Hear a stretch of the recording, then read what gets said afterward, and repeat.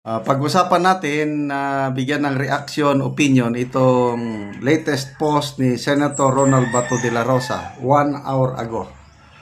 Tungkol ito sa kinausap niya 86 AFP generals and some colonels. Ito yung tagpo sa Commission on Appointments confirmation hearing kahapon. Okay. Nagpasalamat siya sa bumoto sa kanila, yung local absentee voting. Ito ang sabi niya ni Senator Bato. Kaming dalawa ni Senator Bongo ay gustong magpasalamat sa military and uniform personnel during the local absentee voting.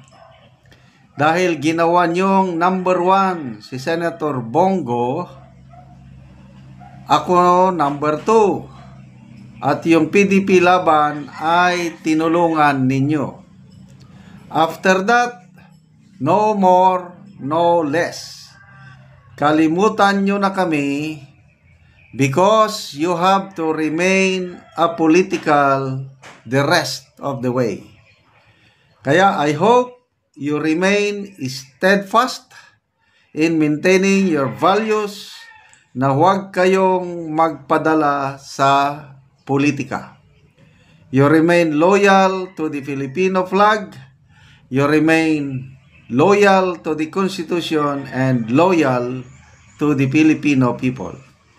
Senator Bato, during the Commission on Appointments, deliberation on the ad interim appointment of 86 officials of the Armed Forces of the Philippines held Wednesday, June 4, 2025. So, ito po yung mga picture nila.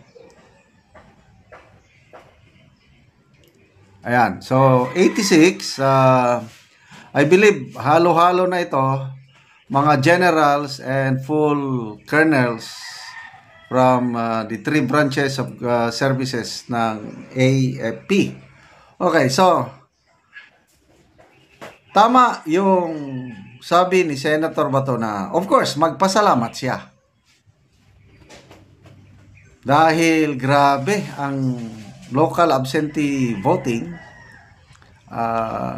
Yung mga nabasa ko ang mga post, itong resulta daw ng local absentee voting, ito yung nagpagising sa administrasyon. Dahil biruin mo, wala man lang ni isa sa kandidato ng presidente ang lumusot sa boto ng mga sundalo at pulis. Kung ako ang presidente, kakabahan ako niyan. Yes. Kampanya ka ng kampanya, ako yung presidente. Kampanya ko ng kampanya. Mamaya pagdating sa resulta, ang aking mga pulis at sundalo hindi na naniniwala sa aking sinasabi. Ang binutuhan nila yung kandidato ng kalabang ko. Di kakabahan talaga ako. So, anyway, in-exercise lang ng ating men in uniform ang kanilang constitutional duty to vote. So, may mga iba kasi na bumabatikos sa sundalo na wala na, pinabayaan nila si PRRD. Wag naman, wala talaga silang magawa. Hindi sila pwedeng magsalita. I hope na itong resulta ng local absentee voting na intindihan nyo na yung kanilang kalagayan. Yung pagboto nila noong April 30 ata, April 28 to 30 if I'm not mistaken. Yung pagboto nila, that's the only instance na magsalita sila. At they have spoken overwhelmingly. So wag na natin silang batikusin na walang ginagawa. So, tama, they must remain apolitical. Loyal to God, loyal to country, loyal to the Constitution, and loyal to the Filipino people. So, Magbasa lang ako sa mga comments, ha. Maraming mga comments dito. Fatima Buisan, we love you. Referring to these officers. Arcel Bacani, congrats sa lahat ng men in uniform. Maski papano alam nyo kung sino talagang nagmamahal sa bayan. God bless at mabuhay po kayo. So, ngayon, medyo nawawala na yung mga batikos. Kasi nung una, nababatikos na ang AFP. Nung wala silang galaw nung kinidnap si PRRD.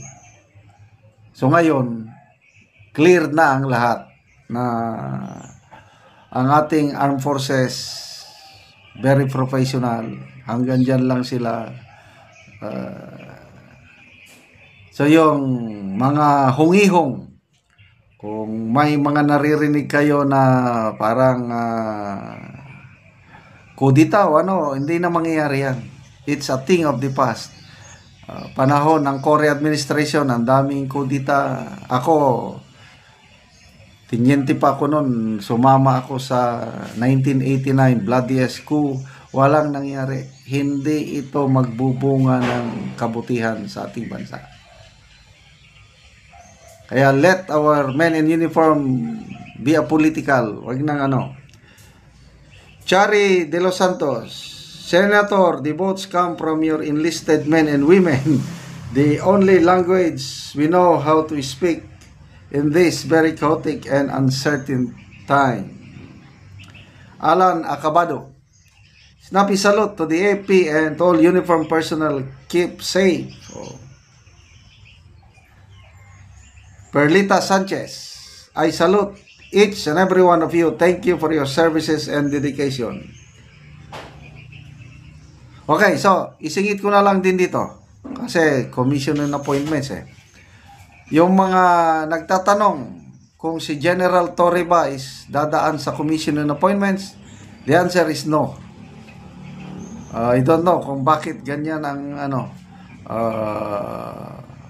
Only AFP officers, full colonels and generals ang dadaan sa commission and appointments. Kaya wag na kayong umasa pa na haharap sa commission and appointments si General Torre. The Philippines tops, number 1 ang Pilipinas. The Philippines tops the world in the most dangerous countries for tourist safety according to the latest release published by comparison online platform Hello Safe.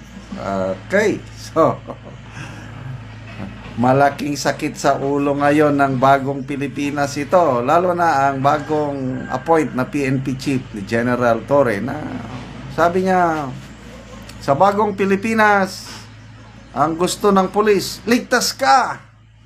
Well, wag lang po tayo, dapat i-assure din natin kaligtasan ng mga turista kasi kikita tayo ng malaki sa tourism basta maganda lang ang seguridad. Paano ito ngayon? Number 1 sa buong mundo. Pinaka-dangerous nga bansa. Puntahan ng mga turista. Ay, nako. Okay, basahin natin ang article, speaking of turista, si DOT, Tourism Secretary Frasco, hindi tinanggap ang resignation. Tuloy pa rin, siya pa rin ang pumapalpak na tayo sa turismo, hindi natin namimit ang target, tourism target. Kulelat tayo sa ASEAN. Ito, balita, lumagapak sa ranking, Pilipinas, pinakadelikadong bansa para sa turismo by Hello Safe, by Kate Garcia, June 5. Nanguna ang Pilipinas sa buong mundo sa mga bansang mapanganib para sa seguridad ng turista batay sa pinakabagong inilathala ng comparison online platform na Hello Safe.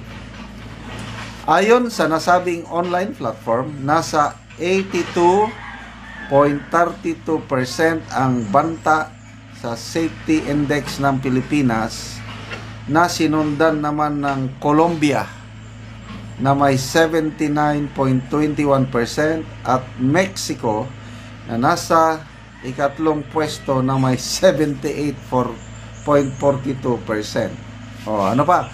Yung sinasabi ng PNP, panahon ng nag-retire na PNP Chief General Marbel, bumababa ang crime index rate sa Pilipinas. Pagdating sa buong mundo, pinakadelikadong lugar man pala tayo. Ay nako. Sa Asia, bagsak pa rin ang safe index ng Pilipinas na nasa ika-30 na pwesto. Kabaliktaran naman ito ng pwesto ng Singapore na nangunguna sa nasabing kontinente na may 19.99 points. Sinundan, ito yung mga safe country sa Asia. Singapore, 19.99 points. Sinundan ito ng Bhutan, kalawang pwesto, 22.98 points.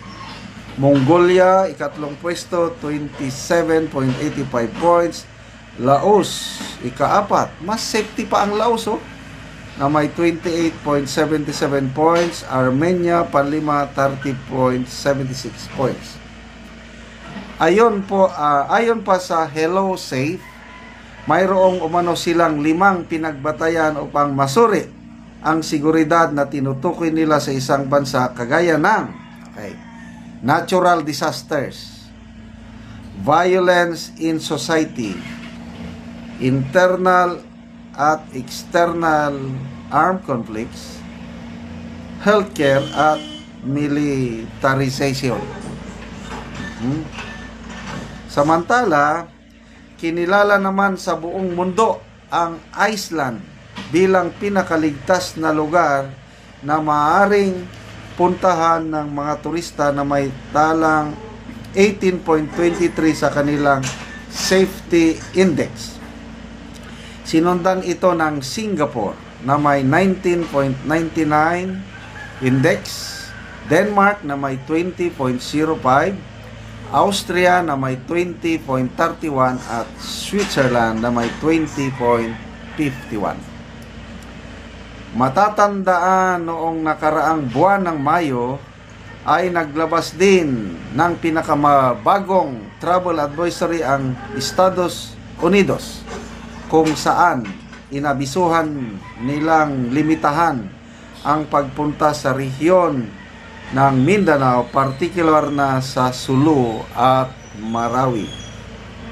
Kaugnay nito, nauna na rin naglabas ng travel advisory ang China, hinggil pa rin sa banta umano ng seguridad sa buong bansa, na dinipensahan naman ng palasyo at sinabing nagkakaroon lamang daw ng paghuli sa mga dayuhang gumagawa ng illegal sa bansa. So, ano ngayon? Auntie Claire, anong masasabi nyo? Hindi nyo naman nakita yung mga krimen, kaya not counted. So, good luck po sa ating gobyernong ito.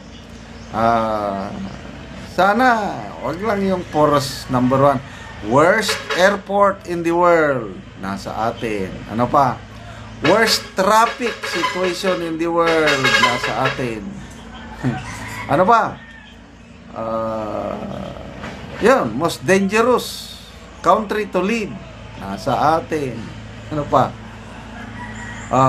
Number 1 rice importing country in the world, nasa atin. So, ang dami nating number 1 naman sa kahihiyan. Ano ba?